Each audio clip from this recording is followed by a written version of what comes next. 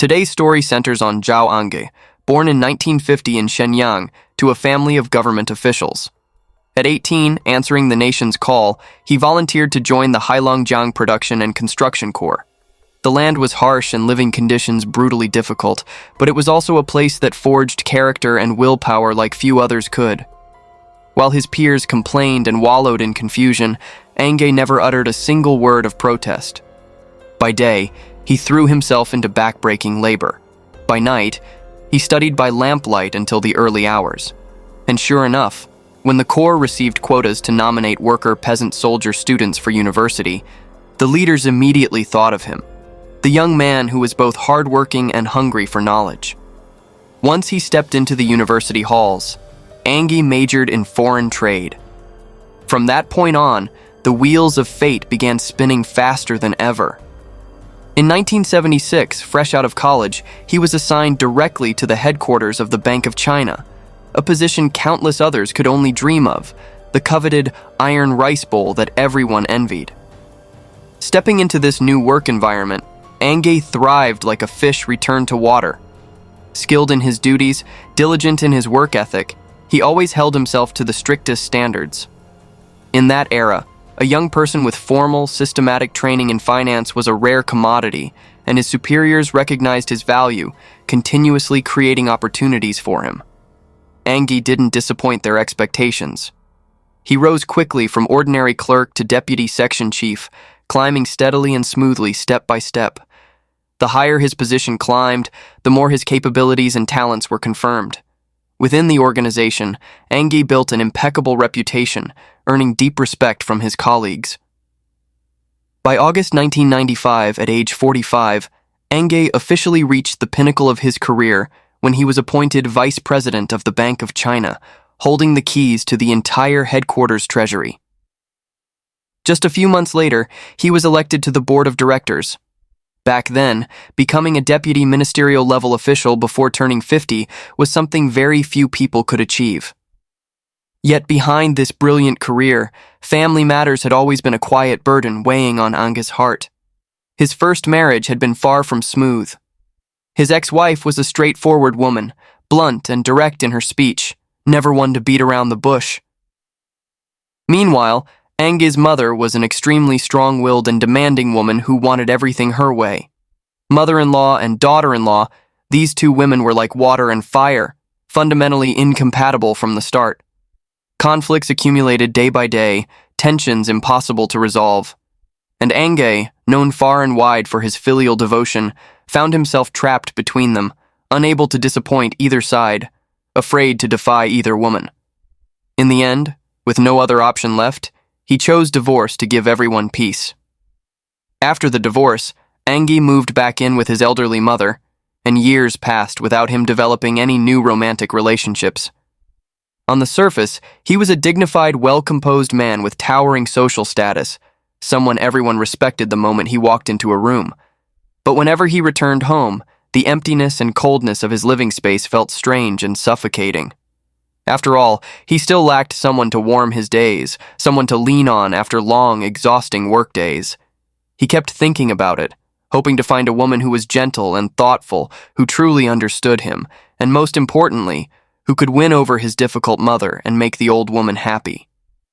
These conditions sounded simple enough, but finding someone who met them all was anything but easy. And yet, that person finally did appear. Her name was Zhao Kexin. Kexin's real name was Zhao Ang, born in 1968 in Harbin to an ordinary working-class family. She possessed striking beauty, a tall and graceful figure, and especially those eyes that seemed to speak. One glance could make anyone's heart flutter. From childhood to adulthood, wherever she went, she was the center of all attention. Unfortunately, while heaven had blessed her with beauty, it hadn't granted her academic talent. Ang struggled in all her subjects, her grades perpetually hovering near the bottom, making college admission seem like a distant dream. Someone suggested, with looks like hers, why not try the arts entrance exam? So she rushed off to learn painting, hoping to find a roundabout path through the university gates. But painting also requires genuine talent, not just desire. She failed the exam year after year. With no other choice left, Li Hong finally accepted a position in her factory's propaganda and arts troupe, singing and dancing daily, a life that was pleasant enough in its own way. What young woman in the bloom of youth doesn't yearn for love?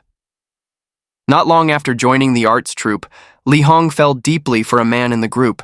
His name was Lu Kun, a violinist, a full 12 years her senior, and more importantly, already married with children at home. But the 18-year-old girl, once in love, threw caution to the wind. She hurled herself into the affair like a moth to flame, believing she had found true love, counting the days until he would divorce his wife for her. But Lu Kun was nothing more than a philanderer who had never once considered taking responsibility. The two carried on their secret relationship for 2 whole years until Lu Kun's wife discovered the truth and raised hell. Wanting to escape with his dignity intact, Lu Kun fabricated a story about having to go abroad. Before his departure, watching Li Hong cry her eyes out, he dropped a few words she would remember for the rest of her life. Stop being naive. Love, dreams, they're all illusions, none of it worth believing in. Remember this, that beautiful face of yours is your greatest asset. The only question is whether you know how to use it. And before leaving, Lu Kun conveniently handed Li Hong off to a friend of his, a businessman named Han Yuliang. Later, Li Hong discovered the devastating truth. Lu Kun had never gone abroad at all. The whole thing was just a flimsy excuse to cover up something far more sordid. He had essentially sold her to Boss Han, a man who had been secretly lusting after her for a long time, at what Lu Kun considered a good price. When this veil of lies was finally lifted, the young woman's heart went cold, numb with despair. Without a word of complaint, without demanding any explanation, Li Hong quietly quit her job, ignored her parents' bitter scolding, turned her back on her hometown, and followed Boss Han to Beijing to begin an entirely different life. From then on, she followed Han Yuliang across the country, north and south, in and out of lavish banquets, tables laden with alcohol where power and calculation flowed freely, rooms where the glittering lights never dimmed. Amid the clinking glasses and cold, practiced smiles, her latent cunning was honed to its sharpest edge. She learned to read people and respond accordingly, understanding when to be soft and when to keep her distance. She learned to leverage her particular charm, her seductive allure, to trade for opportunities, benefits, and a foothold in a world where money and power determined everything. Gradually, Li Hong came to understand a brutal truth. In this world, emotions were a luxury, while beauty and clear-headedness were the currencies of survival. Beijing was a colossal stage, and once her horizons had expanded, Li Hong's ambition began to swell like a balloon being pumped fuller and fuller with no way to turn back. This city showed her an entirely different world, a place where opportunity and danger intertwined, where simply standing in the right spot and choosing the right person could send one's fate careening in directions no one could predict. In the autumn of 1992, Han Yuliang secured her a place at a modeling agency in Beijing. With her striking appearance, rich social experience, and a resume already tempered through countless encounters, Li Hong stood head and shoulders above the rest in that world. She quickly realized that if she just sat around waiting to be chosen, she would spend her whole life as merchandise on a shelf. So, Li Hong changed tactics. She stopped being passive and began actively casting her net, targeting bigger fish, the kind of people who could truly change her life. One summer night in 1993, right after finishing a runway show, her manager pulled her into a shadowy corner, voice dropping to a mysterious whisper. A big shot wanted to meet her. No need for further explanation. Li Hong understood perfectly. In the private room of one of Beijing's most exclusive clubs, she came face to face with Wang for the first time. At that time, Baosan was Beijing's executive vice mayor, the man who controlled the city's urban planning and finances. His power wasn't printed on business cards. It resided in every decision he made, decisions that could reshape the fates of countless enterprises and people. Ironically, the vice mayor's appearance hardly matched his station. A heavy, rotund frame, a head shiny and bald, clothes that looked dated and unfashionable. But Li Hong didn't judge people by their appearances. She had been through too much, and her eye for reading people had grown sharp to the point of coldness. What she saw wasn't the clumsy figure before her, but the invisible light, glittering and dangerous, that radiated from the power he wielded. Facing such a powerful figure, Li Hong showed not a trace of fear. Years of navigating banquet tables had forged in her a rare composure, measured in speech, meticulous in action, every word carefully weighed, never revealing even the smallest crack. This calm self-possession, so utterly different from the fawning flattery he was accustomed to, made Baosin, a man surrounded by countless beauties all vying for his attention, find her refreshingly unique. Just a few days later, they met again. This time, her boss issued crystal-clear instructions. This man must never be offended. She must attend to him thoughtfully, carefully, down to the smallest detail. And not long after, Li Hong suddenly vanished from the modeling agency without a word of goodbye. She quietly relocated to a mysterious place, a training center on the western outskirts of Beijing. On the surface, the place displayed perfectly respectable signage, appearing to be an ordinary training facility. In reality, it was Baosin's secret vault, a slush fund hidden with elaborate care. From that moment on, Li Hong severed all ties with her past. Boss Han, the modeling world, all the people and stories from before. She resigned herself to the role of a golden canary in a gilded cage, living within boundaries that had been predetermined for her. In return, Baosin proved extraordinarily generous. Luxury cars, designer goods, extravagant jewelry flowed in like water, no expense spared. Her life was quickly enveloped in opulence beyond imagination. For those 2 years, Li Hong lived a life almost completely isolated from the outside world.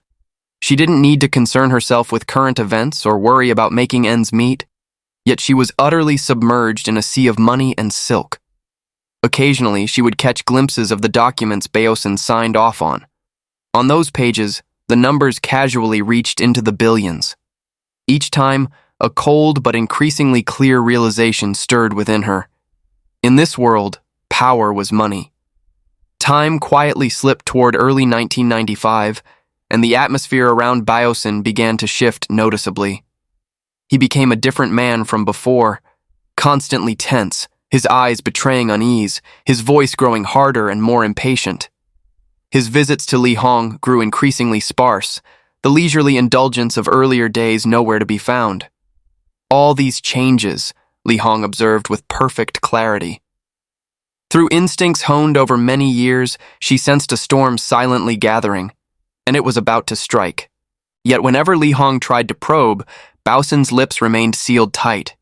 He would only respond vaguely that work was too busy, telling her not to overthink things. Not long after, the storm finally revealed itself. The Central Commission for Discipline Inspection, while investigating an extraordinarily serious illegal fundraising case in Wuxi, Jiangsu Province, began peeling back layer after layer of clues, and the trail quickly led up to Baosin's direct superior. The total value of the case reached $400 million, a figure enough to shake the entire system. As the trusted right-hand man, the one at the front lines of executing power, Baosin understood better than anyone, this time, there was no way out. And so, in desperation, on April 4th, 1995, Baosin fled to the mountains and took his own life. Baosin was dead. And as the person closest to him, always by his side, Li Hong knew full well, she could not possibly escape the investigation. Almost immediately, she acted decisively. She packed her belongings, left the house on Beijing's outskirts, and bought a plane ticket straight to Shenzhen. But the anxiety wouldn't release its grip. Before long, Li Hong fled again to Jiangxi Province, hiding in an apartment belonging to friends, living each day in constant dread. On the morning of May 28th, 1995, the false calm was finally shattered. Police descended without warning, swift and precise as if dropping from the sky. Yet contrary to what one might expect, Li Hong showed no panic, no resistance. She remained remarkably composed. In the interrogation room, she answered every question asked, holding nothing back. All the corruption, the embezzlement, the shady dealings of Beijing that she had known about and witnessed. She revealed everything. The leads Li Hong provided proved crucial in fully unraveling the Baosin case. The money Baosin had embezzled and misappropriated totaled in the hundreds of millions of dollars, enough to make anyone shudder. His death, one could say, was a fitting end. But for Li Hong, the situation played out entirely differently. Thanks to her active cooperation with the investigation, her significant contributions during questioning, and the fact that she personally had no direct involvement with the criminal money flows, the case dragged on for over a year before reaching a surprising conclusion. Li Hong was released.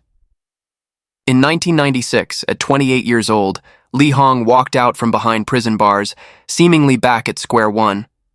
But only she knew. This time, she had become an entirely different person. She was no longer the small-time model to be ordered around at will, nor a pawn to be pushed back and forth across someone else's chessboard. Having tasted both heaven and hell, Li Hong emerged more composed, more cold, and far more cunning than before. She understood a harsh but precise truth. This beautiful face of hers hadn't yet expired. And if she didn't seize this final opportunity, she would have nothing left for the second half of her life. To live securely, to stand on solid ground, she would have to build her own foundation, not through emotions but through calculated advantage. She changed her name to Kexin, as if erasing her past and remaking herself. At a modeling agency, she took a management position, respectable work on the surface, but behind it lay the relaunch of a meticulously calculated network of connections. Day after day, Kexin appeared at upscale galas and exclusive clubs. She had her sights set on only one type of man, someone with power in hand, money in pocket, and most importantly, cracks in his emotional life. Very quickly, a name entered her crosshairs, the vice president of the Bank of China, Zhao Ang. At 47, with rock-solid authority, divorced and single, his career at its most brilliant peak. All these factors came together perfectly, nothing more, nothing less. For Kexin, this wasn't just a target. He was the perfect prey, a destiny already arranged for her next move. In the winter of 1997, through friends introducing friends across several degrees of separation, Kexin and Ang coincidentally met at a very private dinner. That evening, Kexin chose for herself an elegant, understated outfit, simple yet refined, making her look especially fresh amid the intimate setting of the gathering. The moment Anga stepped through the door, she immediately rose, unhurried and unaffected, then naturally reached out to help him hang his coat. Every movement was gentle, just friendly enough, never overstepping any boundary. After brief introductions, their mutual acquaintances quickly found excuses to slip away. Leaving only two people facing each other in the quiet room, Kexin began displaying her particular brand of thoughtfulness, never showy, never eager, but subtle to the point of being nearly imperceptible. She glanced at the table and noticed only high-proof baijiu had been set out. Without prompting, she called the waiter over and said with a soft smile, "Vice President Zhao entertains guests so often. Drinking strong liquor all the time isn't good for your health." Just that one small detail, but it struck the softest spot in Anga's heart. In his position, sycophants surrounded him everywhere, flattery so abundant it had grown tiresome. But someone who genuinely cared about his health, who truly worried about him, there wasn't a single one.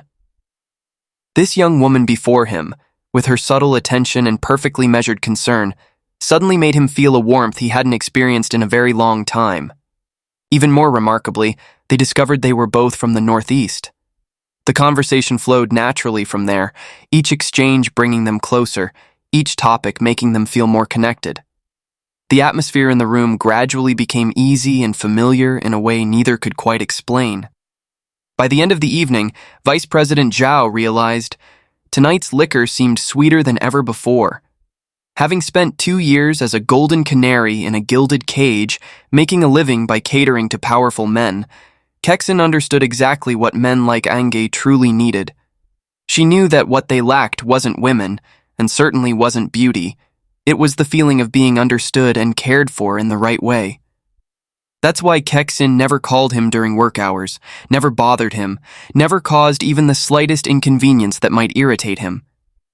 She patiently waited until he left the office, or until the weekends, before gently calling to check in. This precise, carefully measured attention became her most powerful weapon.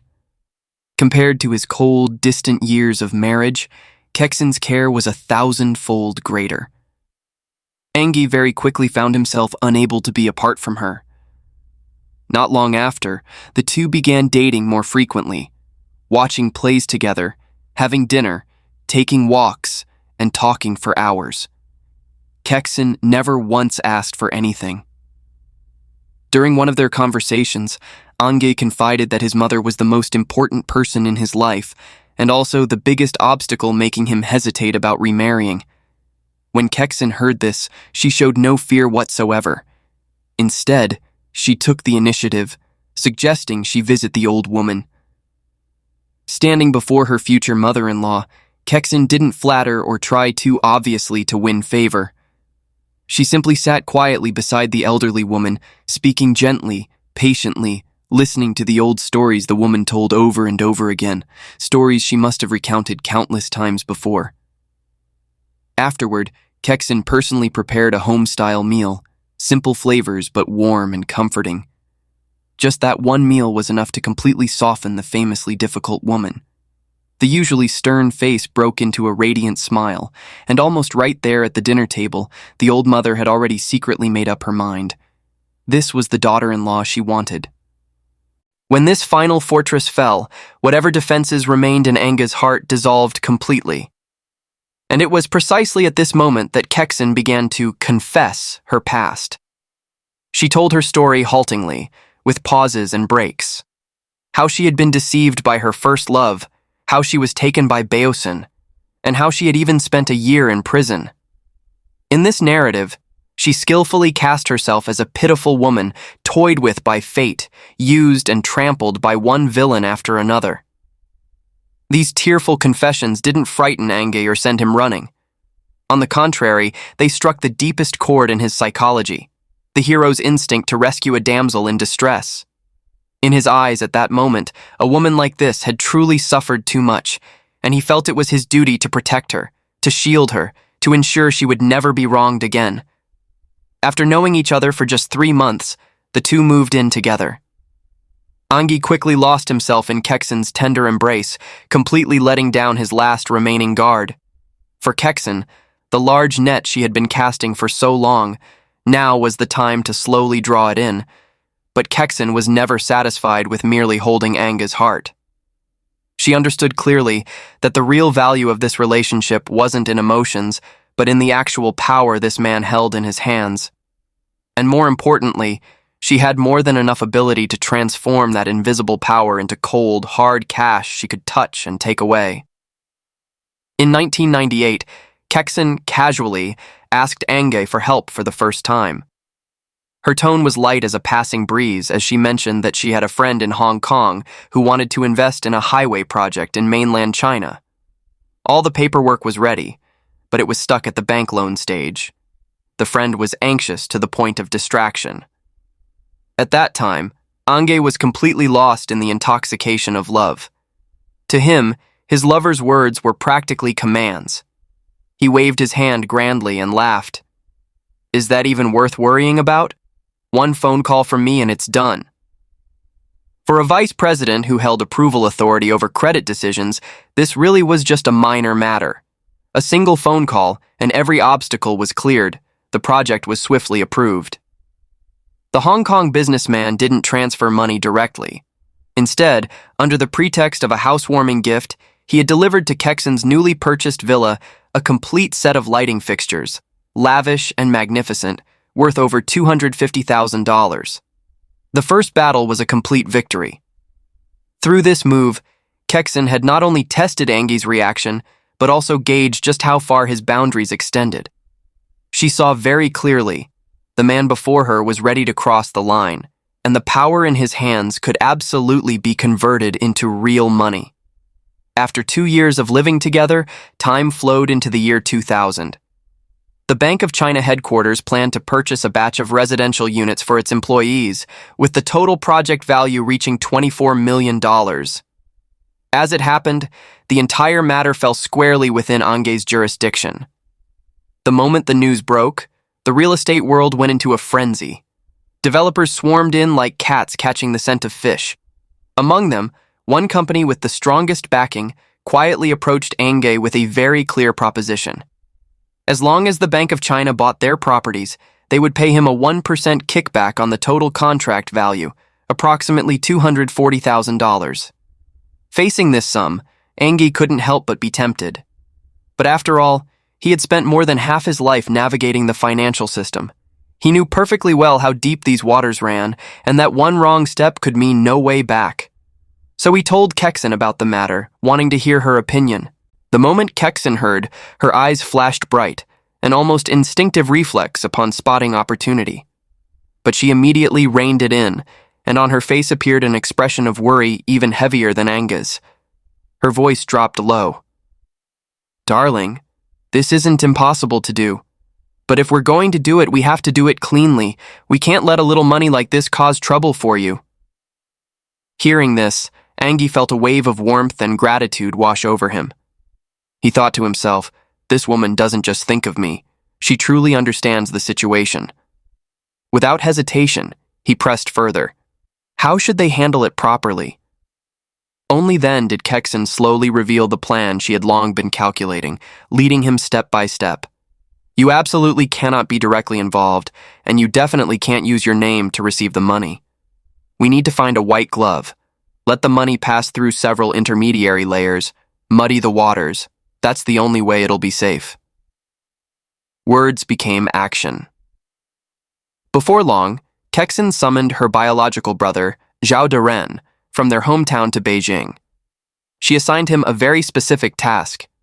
Find an investment company, borrow their official seal temporarily, and pay them a modest fee for the favor. Then, using that investment company's name, sign a completely fabricated consulting and intermediary contract with the real estate developer. With just these few seemingly legitimate operations, the $240,000 kickback was instantly transformed, laundered from dirty money into legitimate intermediary fees. On December 10th, 2000, Ang smoothly received this illicit sum. What he didn't know was that Kexin had emerged as the biggest winner in this entire scheme. Behind his back, she had quietly pocketed an additional $70,000 in cash from the intermediary investment company, what she called her trouble fee. From that point on, a financial elite had become nothing more than a chess piece in Kexin's hands, a puppet dancing on her strings. She particularly relished the sensation of toying with power in the palm of her hand, and her appetite only grew larger. But just as the two were immersed in their game of power and money, a financial storm was quietly approaching. This would become the final straw that broke Ang's back. In September 2001, during a routine audit, the Bank of China headquarters suddenly discovered a massive hole. The Kaiping branch in Guangdong province was missing $800 million with no clear trace left behind. This case would later become the nationally shocking Kaiping branch scandal. In reality, 3 successive branch managers had long since smelled danger in the air. Before the storm could hit, they had already fled abroad with their families, taking the money with them. A special task force was immediately established, beginning to dig layer by layer by layer. The deeper they dug, the more the investigators uncovered a suspicious pattern. Over the previous several years, whenever a whistleblower complaint was sent to headquarters reporting problems at the Kaiping branch, everything would ultimately go silent. No conclusions, no action, as if some invisible hand had deliberately suppressed everything. Following this lead, Ang's name gradually surfaced. The task force continued to discover that Ang had once embezzled $6 million in public funds, transferring it to his brother's company to use as operating capital. Even more alarming, among the shareholders of that company appeared relatives of the mastermind behind the Kaiping case. This tangled web of connections quickly caused all suspicions to converge on a single point. All the evidence was now pointing directly at the high-ranking vice president, the man who had once stood at the very peak of the national financial system. And this time, the investigative net had begun to tighten, leaving no gaps. In the summer of 2002, Angi began hearing ominous whispers on the wind. He ran everywhere, calling in favors, seeking information. But everything he learned only made his heart grow colder, cold to the bone. He understood very clearly. This time, there was no way out. And yet, the first thing Angi thought of wasn't turning himself in, nor finding ways to reduce his punishment, but how to protect the woman he loved most, Kexin. On the evening of September 6, 2002, Ange burst into Kexin's villa, his face deathly pale, panic-stricken. His voice trembled, barely forming words. "It's over. I think I'm really finished. You need to run. Run as far as you can." In his memory, that moment remained crystal clear. Kexin's eyes brimming with tears, clinging tightly to him, choking out the words that no matter what happened, she would face it with him, shoulder it together. But reality dealt him a fatal blow.